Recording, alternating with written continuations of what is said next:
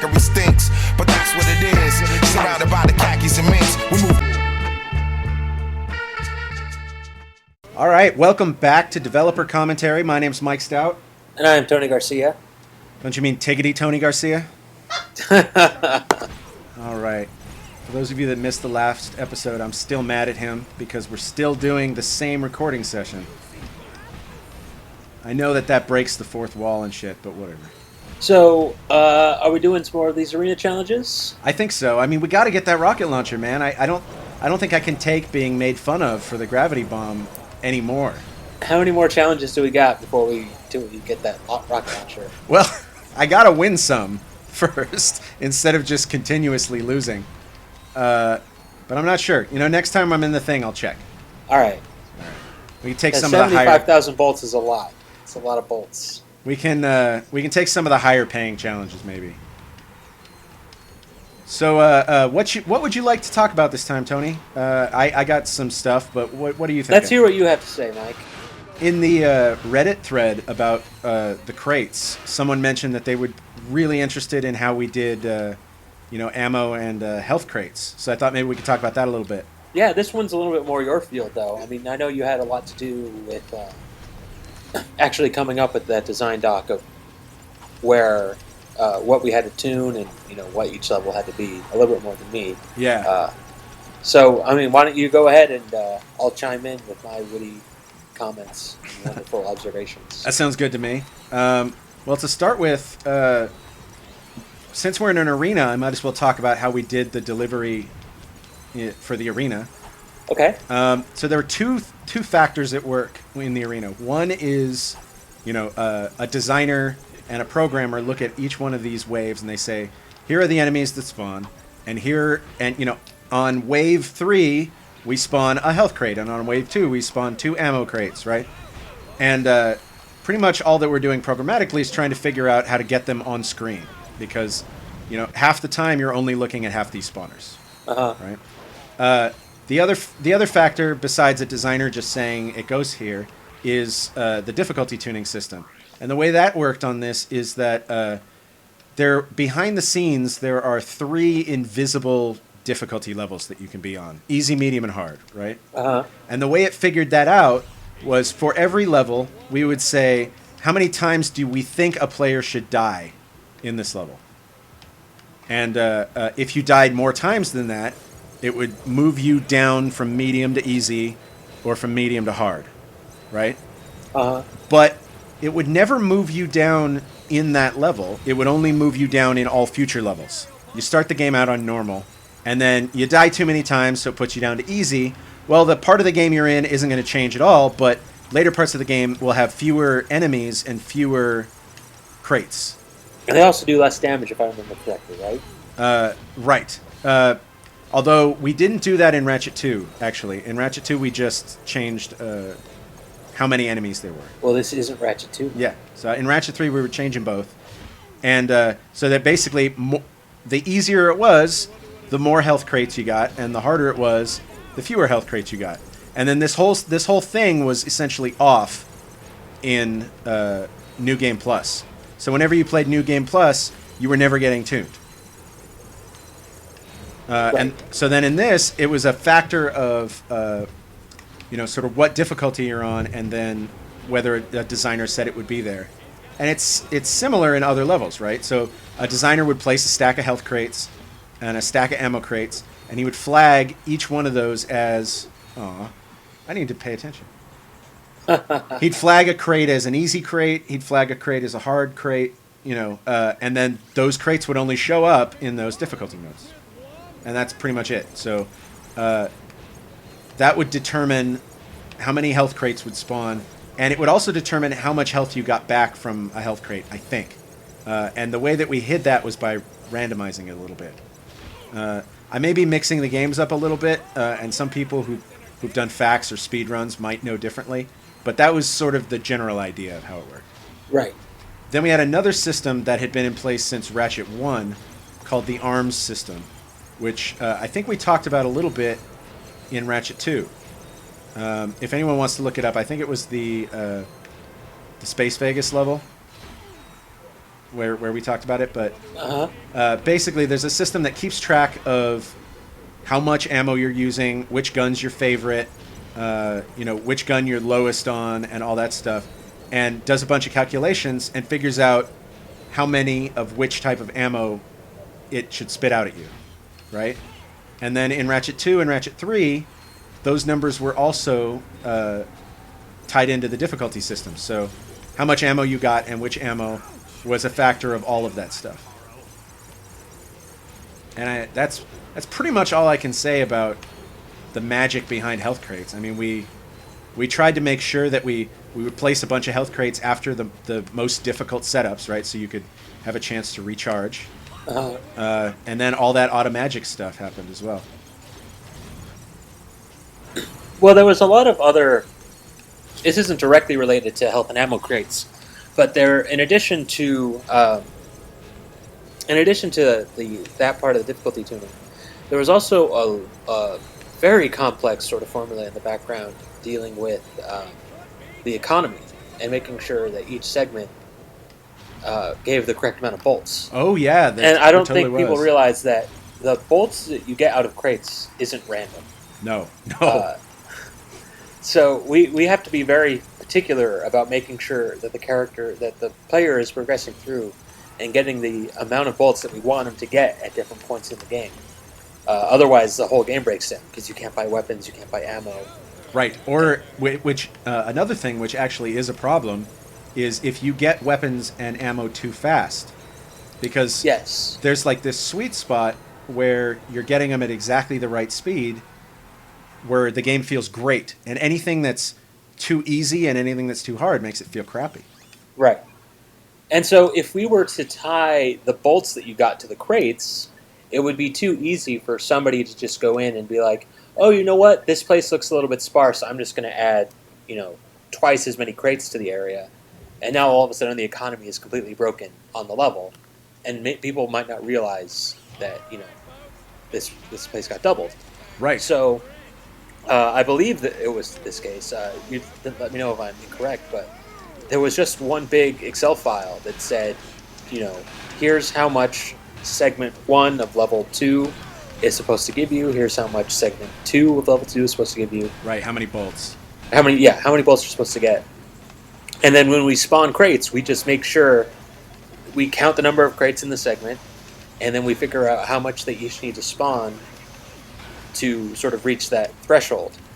And the only way to really artificially inflate that is with multipliers. The multipliers throw it off a little bit from like the jackpot crates or stuff, but it's not so crazy that we can't really predict it, and Right. It never really has enough of a factor to really could turn the game one way or the other. If you're not really abusing the multipliers or abusing them really well. Well, and the game is keeping track of how close you are to what we expect you to have, right? And so, then, I didn't know about that. And Yeah. so it would up and down to correct. it would mainly go up to correct. We didn't want to penalize people for, like getting the bolt multipliers and stuff like that. Right. So, but if you were getting fewer bolts than you should, it would correct a little bit for that, so that you didn't get all the bolts in the level. It would make future levels maybe have a little more. Well, that was one thing I was about to talk about, and I think this was a system by Peter. It might have been somebody else, but one of the big things that we had to correct for, and you would think this might be a problem that a lot of people overlook, is that if you knock an enemy off a ledge and his bolts go away, I mean, most of the time they'll track you up off the ledge, Right. track up to you off the ledge, but every now and then an enemy will fall off the ledge somewhere and the bolt will be gone. Or maybe the player just doesn't see some of the bolts that pop out of the crate and just walks right by them and skips them. We keep track of all the bolts that the player leaves behind Right. in a given segment. And on the next set of crates or whatever, we make up that difference of bolts the player has left behind to catch them back up. Right. Yeah. And there was a complex algorithm that went into how many physical bolt models came out of every crate, and how Yeah. how That was a many big each deal, was actually, worth. because Yeah. I'm sorry to interrupt you. No, but go ahead. as we started giving you more and more bolts, we have the 50 bolt model, and you know, it's easy to just be like, oh, this thing is supposed to give 51 bolts, so I'll drop the 50 bolt and I'll drop the 1 bolt, and then we're there. But that is actually incredibly unsatisfying. Yeah. To see 2 bolts pop out of something. Yeah, you want to see a lot of things come out of every crate. Right. And so but the same problem is if you break 20 crates all at once, we can't pop out 200 bolts. Oh, the game would crash. The game would crash. Yeah, I mean, the frame rate would go down to 0, and then... So it's this incredibly complex balance of like trying to make sure every kill is satisfying, but making sure that we're not spawning so many bolts that we're destroying our frame rate. Right. On our reward mechanism. It was an amazingly weird thing to balance because it's not something you ever think about when you're playing the game at all. No, like but you never it's get so important. Like very rarely you're going to sit there and play and be like, I felt that the fact that he only dropped 3 bolts is the problem, right? Yeah. You'll be like, it's easy to be like, oh, I felt that guy should have dropped 100 bolts instead of 25 bolts. But you don't think about the actual physical bolt models that come out. If the guy only drops 25 bolts, but there's 10 models, as opposed to the 100 bolts, which is the 1 model, a lot of people would feel like that 25 bolt reward is way more satisfying than the 100 bolt reward. Oh, yeah. And depending on what it even looks like, did you get a screw as opposed to a bolt, or a nut or whatever? Sorry to interrupt you. No, it's fine.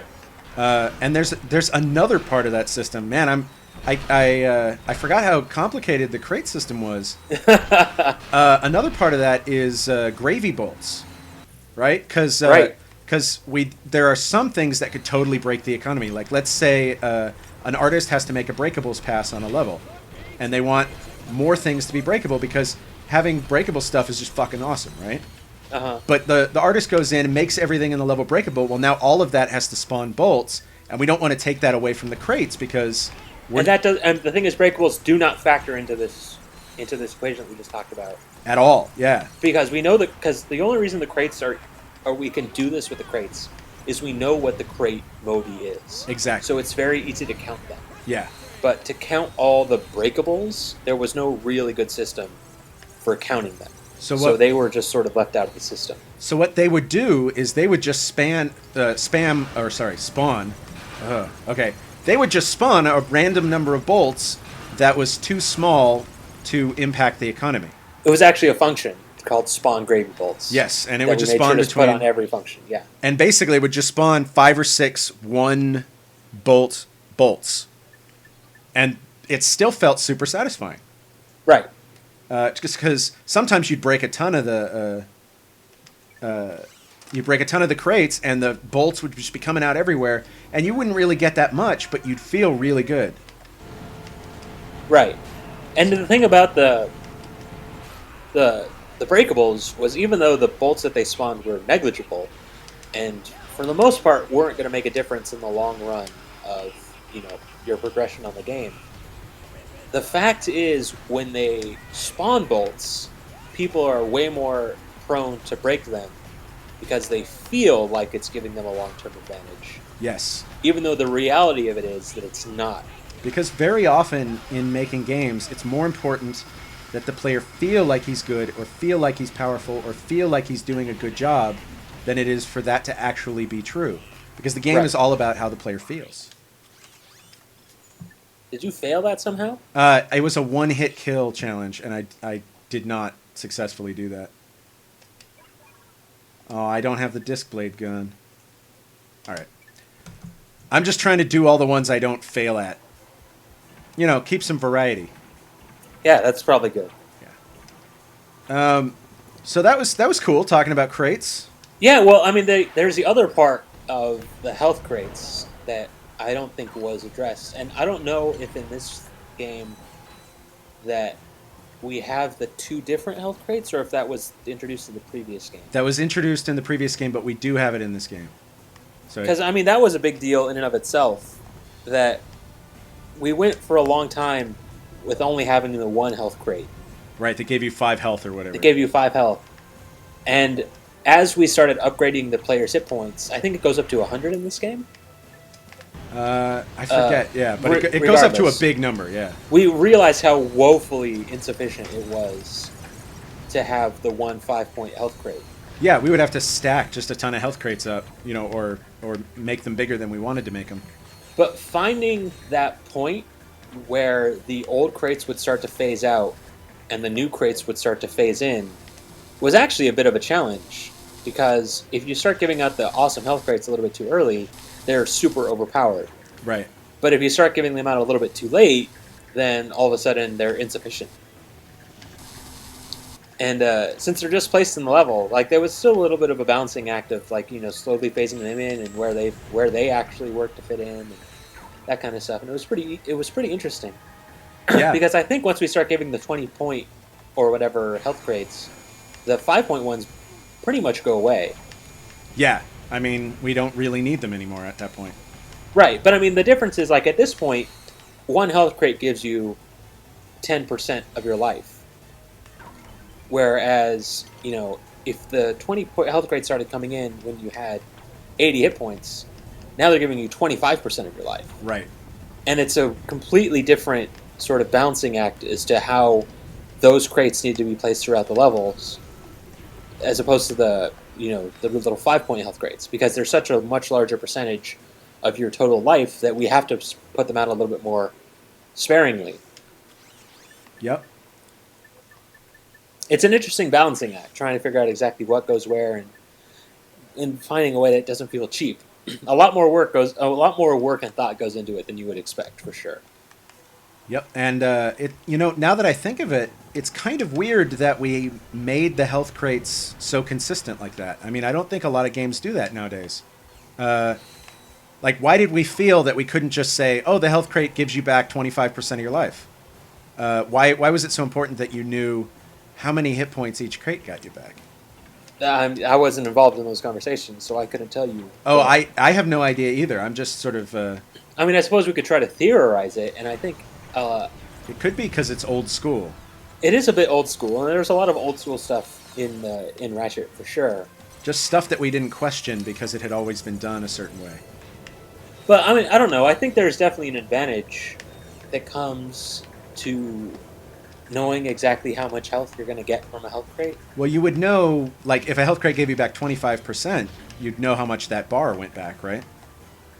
Yes and no. I mean, I think you would know intellectually. I don't think you could just look at your health crate and figure it out. Oh, I know how many health crates I need to, that's what I'm saying? You know what it probably was? It was probably that we had such a hard time making you feel like when you were gaining levels and gaining health points that it mattered. So having the health crates, which is a thing you integrate with all the time, give you a specific amount, probably meant that, players would be like, "Oh man, I've got 3 health crates now and I'm still at low health. I must have gotten a ton when I'm leveling up." I'll bet you that was what it was. It's entirely possible. Because we really did have a hard time adding the RPG elements to this game. By hard time, do you mean that people just weren't getting the fact that they were getting more powerful? Yeah, I mean, registering with people? When you'd ask them afterwards, do you feel like every level is satisfying? They wouldn't know how to answer that because they didn't know on a level by level basis, experience level, how much better they were getting. So getting people to feel like every reward that you were getting was really important. Right. Well, I remember there was a couple playtests that we went through that didn't have the crazy, insane level up effect. Right, yeah. And when the crazy, insane level up effect went in, like, everything was instantly different. Oh, and instantly better. For the weapons and for the player and all that sort of stuff. Yeah, that sequence is amazingly important. Well, it's a little bit overkill, I think, because it has the insane effect, the whole screen flashes, and then just for good measure, we kill everything on the screen. Right? So those level ups, a lot of the times, end up not only being like, you just got more powerful, but they just saved your ass. Yeah. Like, it's not enough that it fills your health, which is enough for most games, to just be in the middle of a fight and now all of a sudden your health is full. then you're kind of like, oh man, that level up totally saved my ass in that fight. But the fact that it'll clear the screen for you. Oh yeah, you come back and level. there's electricity and everything dies. Yeah. Yeah, that was really cool when that went in. I mean, but that was a big part of making people feel like these level ups are meaningful, and that's the thing, to just increment that number on the health bar. That's not meaningful, and that's not enough to convey to players that they just did something important and they did something valuable. And that's why in this game, instead of just having in Ratchet 1 also, instead of just having a bar that represents your health, it was important that we had numbers there. That was a very deliberate decision on our part, because we needed you to see those numbers getting bigger, because otherwise how would you know that you were healthier than you were before? Right. Especially if the enemies are also getting harder. We had that problem at the end of Spyborgs. Remember, we had to make the initial health bar look really, really short and tiny. Yeah. Because we were just using a bar and we had upgrades. I wish we'd remembered that. Oh,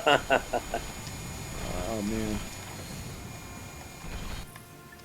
That's all I got on that. You're really just struggling to not use that gravity bomb. I'm trying so hard, dude. We're close, though. We only need about 20,000 more. That means like 6 challenges the way you're dying. Shut up. But yeah, there's a lot that goes into crates, and I don't think people realize how important it is to make sure that core Ratchet gameplay. I mean, really, is breaking those crates. And getting those bolts. Everything else about Ratchet is gravy compared to running around hitting those crates and collecting those bolts. It's all just a means to an end. Oh. You're not good at that at all. And you know what? I don't even think I realized how important the bolts were until we had this conversation. And I don't think I really realized how interesting the crates were until, we found out that a lot of people were interested in it. I remember when we were doing the New Game Plus, how insane the bolt multipliers got. Oh man! And that's when we started being like, okay, we definitely need some new bolt models because this shit is getting out of hand. Yeah, there's just too many things on screen for us to do. And then you have to have that meeting, and that's always such a weird meeting of trying to decide what the new bolt models are going to be. Because everyone has to sign off on it, because it's the thing you see more than anything else in the game. Yeah. And you remember there was a big controversy going from Ratchet 1 to Ratchet 2, because in Ratchet 1, the bolts that fell on the floor were silver, and the ones that were hidden were gold, right? Right. Then in this game, because we realized how much more important the regular bolts were, they're gold, and the ones that you pick up are silver. Yeah. I mean, technically platinum. We tried to make them sound valuable, but yeah, it's just a little thing that we figured out. But yeah, I think to talk a little bit more about, we alluded to the New Game Plus in our very special secret episode. Yes. But to talk about it a little bit more in depth, that I don't know whose idea it was to do the bolt multiplier kill streak thing. Oh yeah, but that was brilliant. It was the most brilliant thing you could possibly have put. That was ingenious. I have and no I wish idea. I could remember whose idea it was, because did it happen in Ratchet? unbelievably good. Did it happen in Ratchet 2? I don't. Yes, because I remember doing it on the level 0 spaceship. Got it. Because it might have been Sean's suggestion as a tester. I know he did the replay plan for this game, so the replay stuff in this one is all Sean Whistler. We're so close, dude.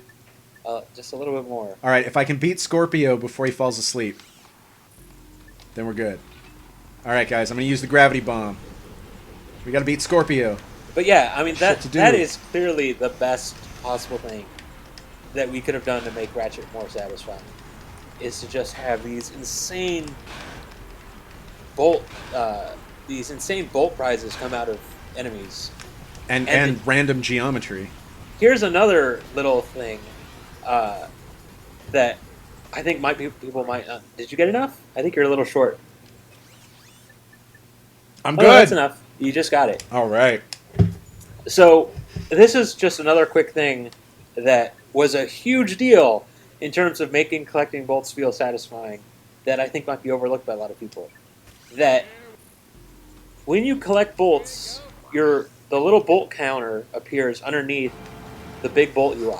It tells you how many bolts you've just collected off of the enemy or the set of crates or whatever. I know what story you're telling, yeah. And even that's not enough, because when that thing just disappears, everybody's like, what just happened to all my bolts? We have that little really racing quick tick down when it actually goes into your inventory. Right. Or whatever. And that is so essential to make people realize that those two numbers are connected. And you would think just putting them next to each other would be enough, but that's not enough. And the speed at which it happened, like, it got tweaked a ton of times. Yeah.